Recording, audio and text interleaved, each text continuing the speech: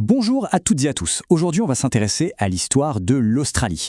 Et franchement, c'est une histoire pleine de complexité, fascinante, une vraie terre de contrastes. Alors, pour bien comprendre l'Australie, il faut commencer par un chiffre. Un seul. 60 000 ans. Oui, 60 000 ans. C'est l'une des plus anciennes présences humaines continues sur la planète. Pensez-y, c'était bien avant les pyramides, bien avant tout ça. C'est un chiffre qui donne le vertige, hein, et ça change toute la perspective. Et regardez ce schéma, il est incroyable pour ça. Il montre parfaitement la tension au cœur de toute l'histoire australienne. D'un côté, on a cette barre immense, des millénaires de culture. Et de l'autre, ce tout petit bout, ce fragment minuscule, c'est l'histoire européenne. L'écart entre les deux, la différence d'échelle, c'est juste saisissant. Bon, alors, plongeons d'abord dans cette histoire immense. C'est crucial de se faire une idée de ce qu'était ce monde ancien, bien avant 1788, pour vraiment comprendre tout ce qui va suivre. Il faut s'imaginer ça. Pendant des dizaines de milliers d'années, l'Australie n'était pas un seul pays, mais un continent de nations. Plus de 250 groupes, tribus, distincts. Chacun avec sa propre langue, ses propres lois, ses propres coutumes. Et au cœur de tout ça, une vie spirituelle d'une richesse incroyable, ce qu'on appelle le temps du rêve. Et tenez-vous bien, l'art aborichais est considéré comme la plus ancienne tradition artistique continue au monde. Rien que ça. Et tout ça, ça s'est développé en vase clos, dans un isolement quasi total du reste du monde. Et puis, en 1770, le capitaine Cook débarque et il écrit quelque chose de presque prophétique. Il observe les peuples indigènes et il note, je cite, « En réalité, ils sont bien plus heureux que nous, les Européens ». Il parle d'une tranquillité que l'Europe ne connaît pas.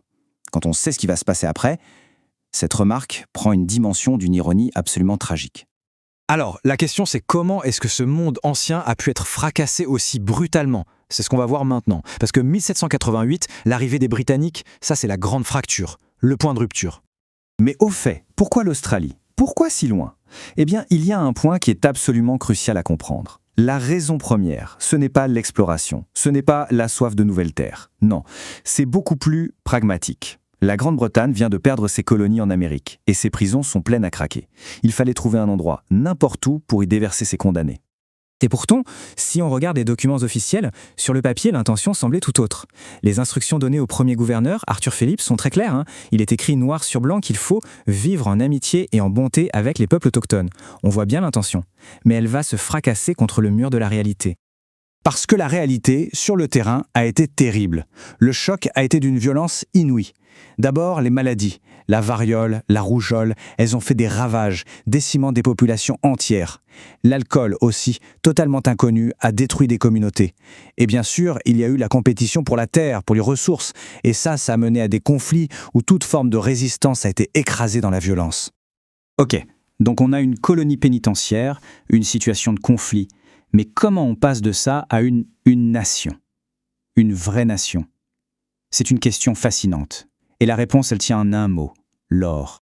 Voilà, regardez ce chiffre, multiplié par 4. En à peine 20 ans, la population de l'Australie a été quadruplée. C'est juste fou. Et tout ça, c'est grâce, ou à cause, c'est selon, de l'or.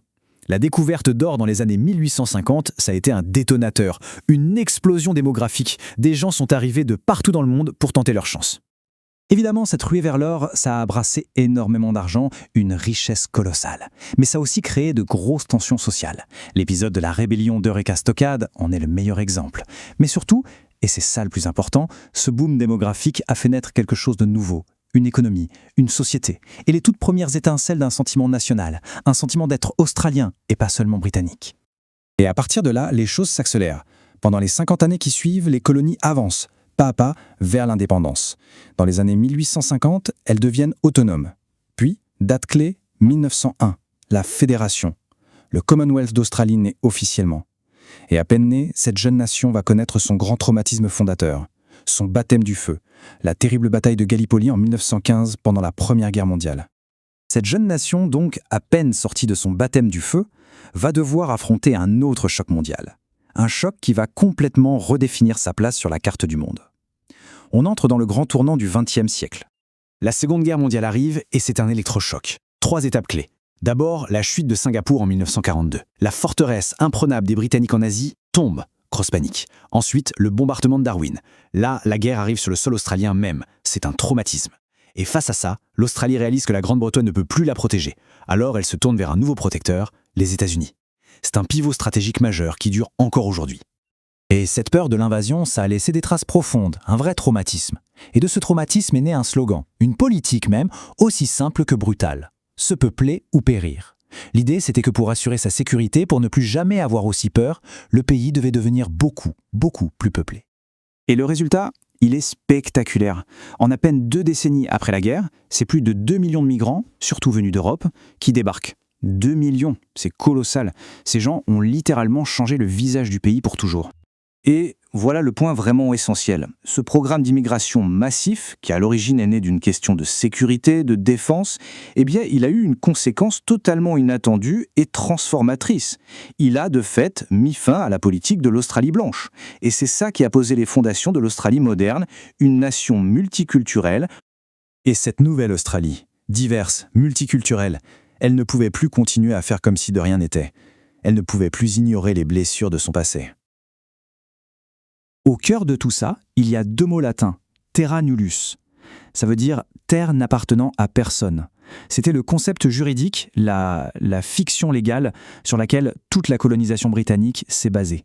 En gros, on a prétendu que la terre était vide.